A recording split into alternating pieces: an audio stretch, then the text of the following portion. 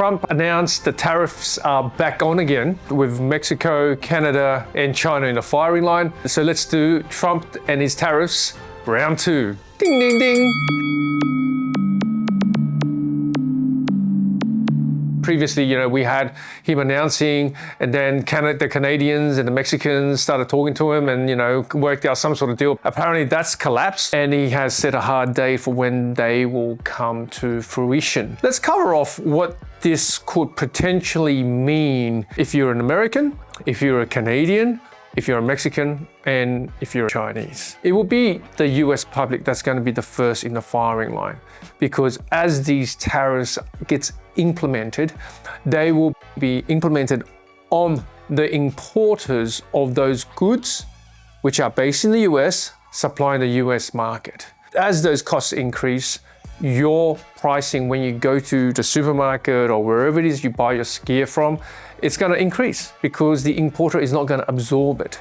Now, clearly there's going to be a lot of crunch on the importer because it could effectively push a lot of these good folks out of the market. Importers that we have come across in our line of work, which is logistics, don't operate on very fat margins, right? A lot of them operate on 10, 20, 30% margins. If the tariffs goes up by 25%, that wipes out the entire viability of those businesses. And more often than not, it's always going to be the SMEs that suffer because the larger conglomerates and the bigger organizations have enough cash in reserves for them to sort of battle it out or wait it out or whatever you want to call it.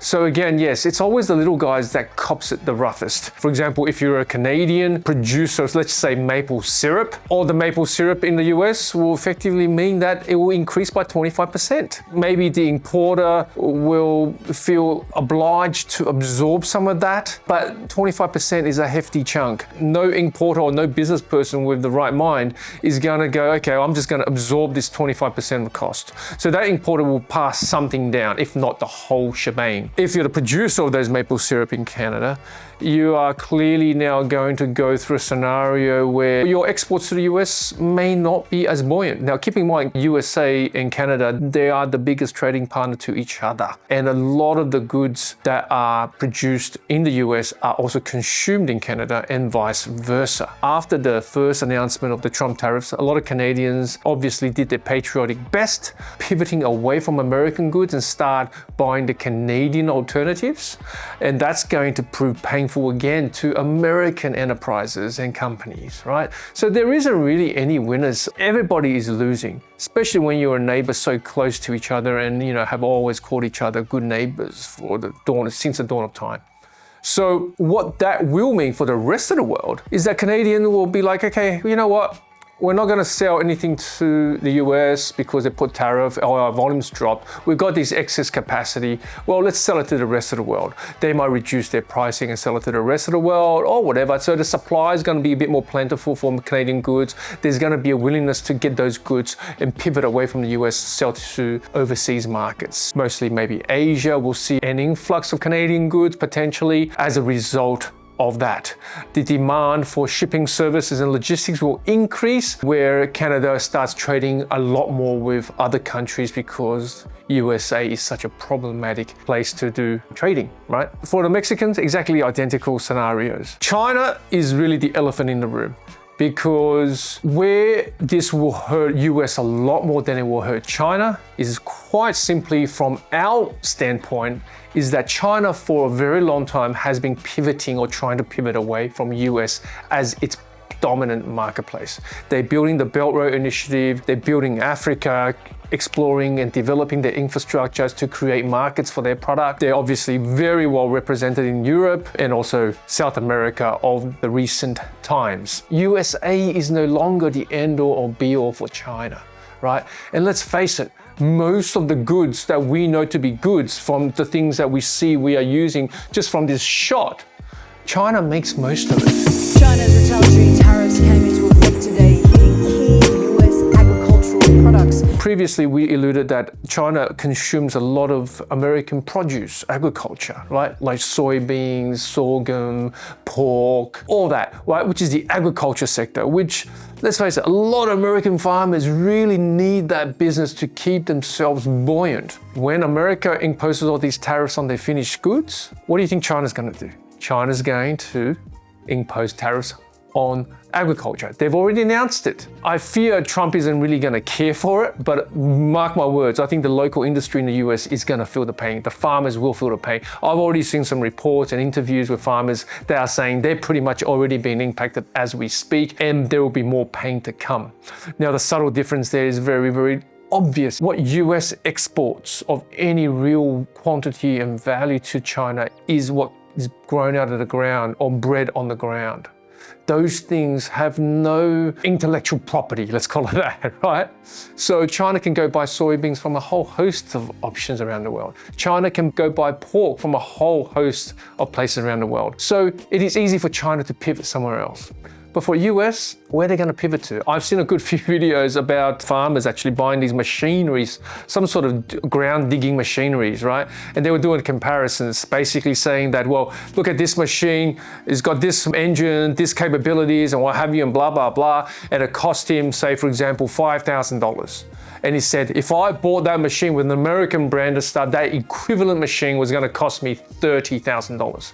And the difference is that he can walk into one of these local dealers buying these Chinese machines or import it himself almost immediately, and it'll be in the country within 30 days. Whereas if you went to the distributor for a US branded product, firstly, there will be none available. He'll have to wait months on end for it to be delivered.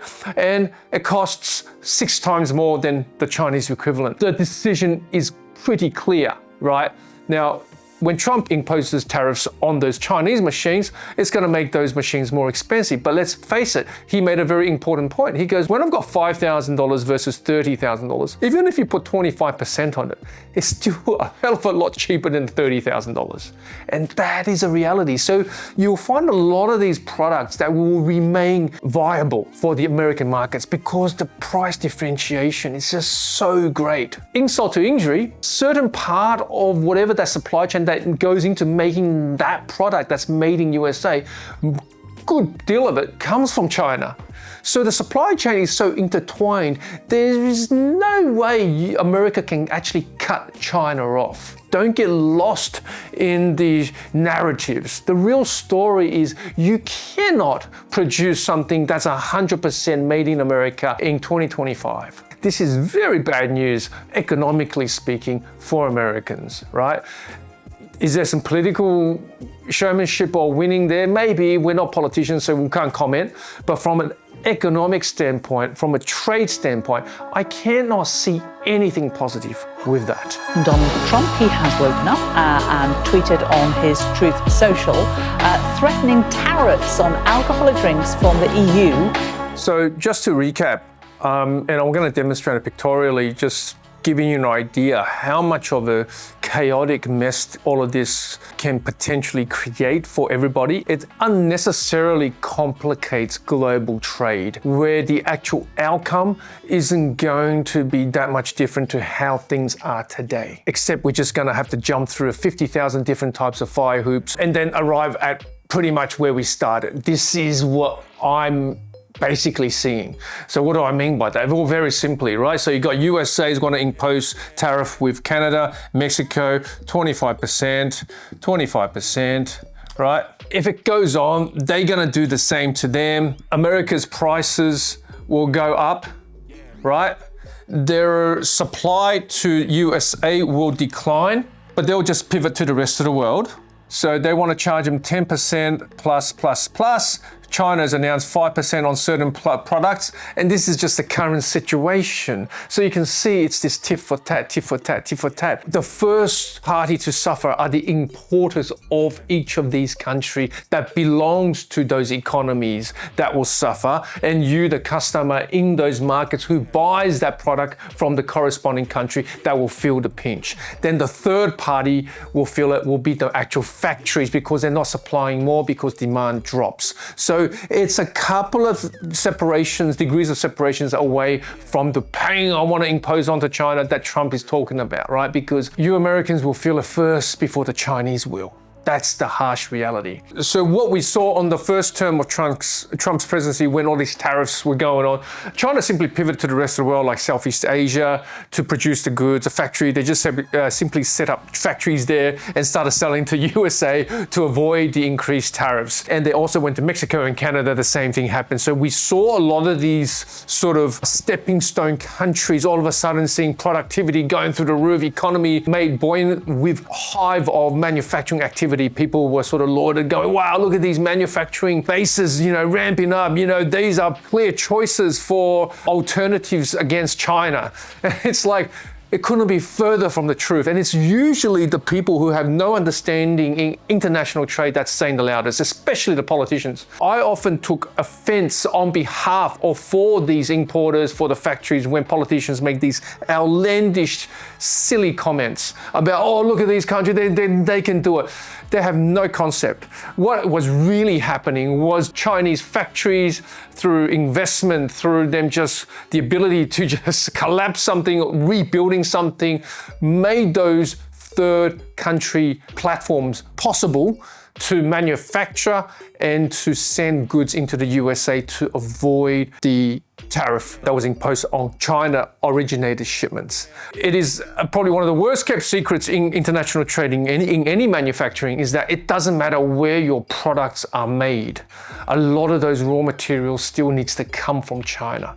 And here we arrive at the most important point, if I can instill this idea into your heads. Whatever it is you want to have made in USA, I'm quite confident most, if not all, the products that are made in USA, there will be a small amount to a big amount of those raw materials or the process costs or whatever it costs associated with making that made in USA product will still need to come from a foreign place. And if Trump starts imposing tariffs on everybody, which is the direction he's going towards, it doesn't matter if it's made in USA, it's not gonna make your economy strong, because the benefits of sprucing up made in USA will be far outweighed by the extraordinary costs imposed on the local economy, so you can sleep well at night and saying it's made in USA.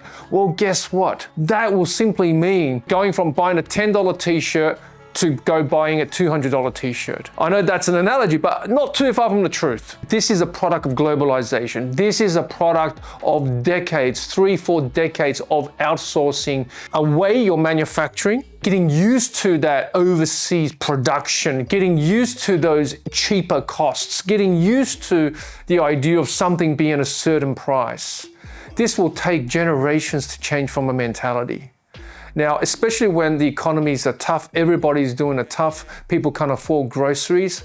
Good luck trying to convince your public or your people why they need to go spend more for something because it's made in USA. Oh, look, we're creating these jobs for Americans, and that's why you need to go buy $100 t-shirts. It's not gonna happen, guys. When we are doing it tough, we're simply not gonna care that much, because why? We're just everyday folk.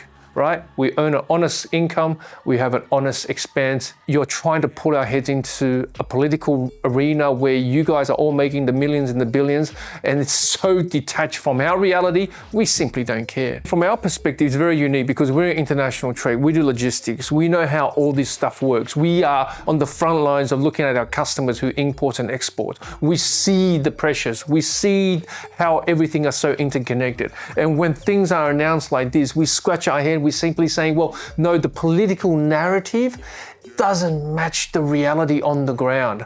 And at the end of the day, mark my words, you will not be able to have something that is made in USA without a huge hefty price tag to come with it. And you're not going to be able to have the scalability, ramp up the production of every component, every element of that product to come together as a made in USA product. It's just not going to happen. The only thing that is working really well for USA with China as a trading partner is the agriculture I touched on earlier.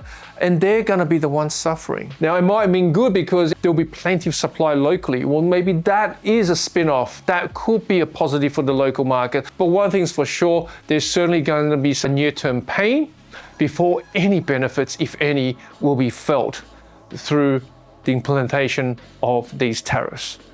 But you know what? Maybe in another 48 hours, he's going to call those tariffs off again. We can't keep up.